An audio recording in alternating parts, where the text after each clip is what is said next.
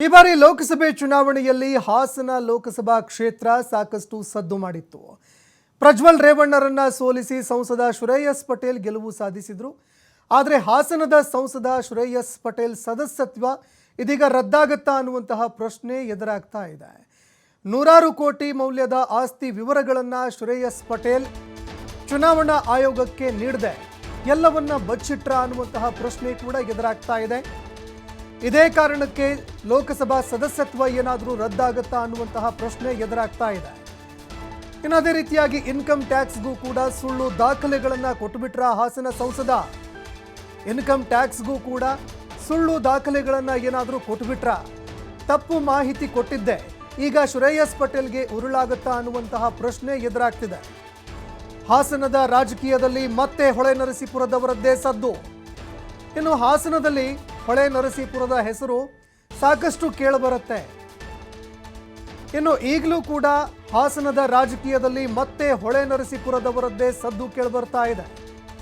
ಶ್ರೇಯಸ್ ಪಟೇಲ್ ಸಂಸದ ಸ್ಥಾನ ಅನರ್ಹಗೊಳಿಸುವಂತೆ ಒಂದು ಪ್ರಕರಣ ಕೂಡ ದಾಖಲಾಗಿದೆ.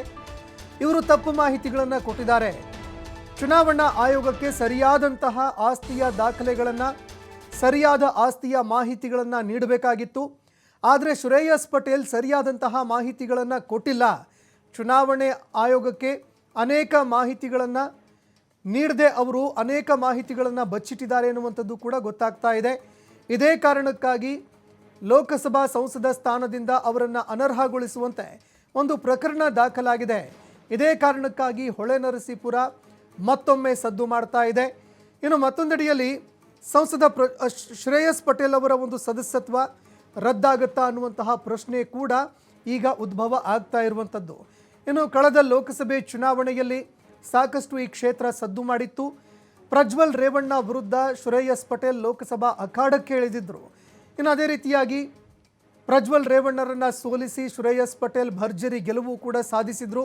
ಆದರೆ ಒಂದು ಎಡವಟ್ಟು ಈಗ ಶ್ರೇಯಸ್ ಪಟೇಲ್ ಸದಸ್ಯತ್ವ ರದ್ದಾಗೋದಕ್ಕೆ ಏನಾದರೂ ಕಾರಣ ಆಗುತ್ತಾ ಅನ್ನುವ ಪ್ರಶ್ನೆ ಕಾಡ್ತಾ ಇದೆ.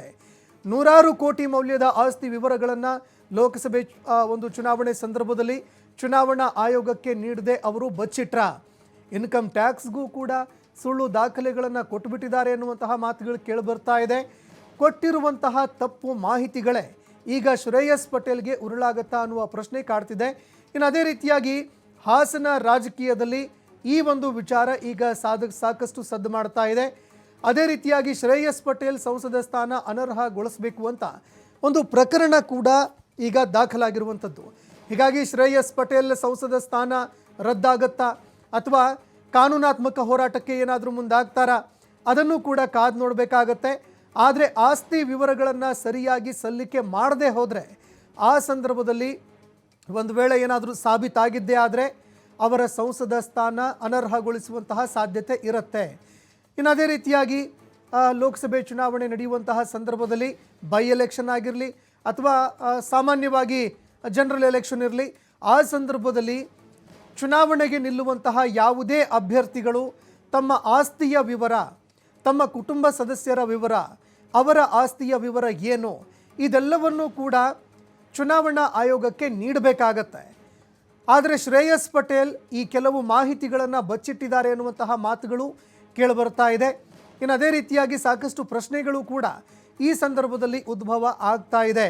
ಪ್ರಜ್ವಲ್ ರೇವಣ್ಣರನ್ನ ಸೋಲಿಸಿ ಗೆದ್ದಂತಹ ಅಭ್ಯರ್ಥಿ ಈಗ ತಮ್ಮ ಸ್ಥಾನವನ್ನೇ ಕಳೆದುಕೊಳ್ತಾರಾ, ಅನರ್ಹಗೊಳ್ತಾರಾ ಅನ್ನುವಂತಹ ಪ್ರಶ್ನೆ ಎದುರಾಗ್ತಾ ಇದೆ. ಇನ್ನು ಅದೇ ರೀತಿಯಾಗಿ ಸಾಮಾನ್ಯವಾಗಿ ಒಂದು ಪ್ರಕರಣ ದಾಖಲಾಗಿದೆ ಅಂತಂದರೆ ಅದಕ್ಕೆ ಸಂಬಂಧಪಟ್ಟಂತೆ ತನಿಖೆ ಕೂಡ ನಡೆಯುತ್ತೆ. ಇನ್ನು ಅದೇ ರೀತಿಯಾಗಿ ಚುನಾವಣಾ ಆಯೋಗ ಇದಕ್ಕೆ ಸಂಬಂಧಪಟ್ಟಂತೆ ತನಿಖೆ ಮಾಡುತ್ತೆ.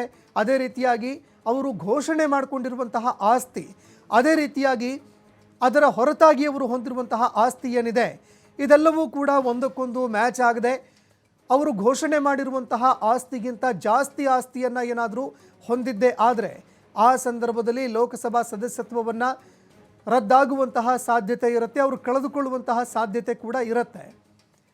ಇನ್ನು ಅದೇ ರೀತಿಯಾಗಿ ಸಾಕಷ್ಟು ಪ್ರಶ್ನೆಗಳು ಕೂಡ ಈ ಸಂದರ್ಭದಲ್ಲಿ ಎದುರಾಗ್ತಾ ಇದೆ. ಶ್ರೇಯಸ್ ಪಟೇಲ್ ಅವರ ಆಸ್ತಿಗೆ ಸಂಬಂಧಪಟ್ಟಂತೆ ಚುನಾವಣಾ ಆಯೋಗಕ್ಕೆ ಒಂದು ಪ್ರಕರಣ ದಾಖಲಾಗಿದೆ ಎನ್ನುವಂಥದ್ದು ಗೊತ್ತಾಗ್ತಾ ಇದೆ. ಹೀಗಾಗಿ ಶ್ರೇಯಸ್ ಪಟೇಲ್ಗೆ ಈ ಒಂದು ವಿಷಯ ಅವರ ಸ್ಥಾನ ರದ್ದಾಗೋದಕ್ಕೆ ಪ್ರಮುಖ ಕಾರಣ ಆಗಬಹುದು. ಅನ್ನುವಂತಹ ಮಾತುಗಳು ಕೂಡ ಕೇಳಿಬರ್ತಾ ಇದೆ. ಇದರ ಹೊರತಾಗಿ ಇಲ್ಲ ನಾನು ಅದಕ್ಕಿಂತ ಕಡಿಮೆ ಆಸ್ತಿ ಹೊಂದಿದ್ದೀನಿ ಅಥವಾ ಅಷ್ಟೇ ಆಸ್ತಿ ಇದೆ ಅಂತ ಹೇಳಿದರೂ ಕೂಡ ಚುನಾವಣಾ ಆಯೋಗಕ್ಕೆ ಅದನ್ನು ಅವರು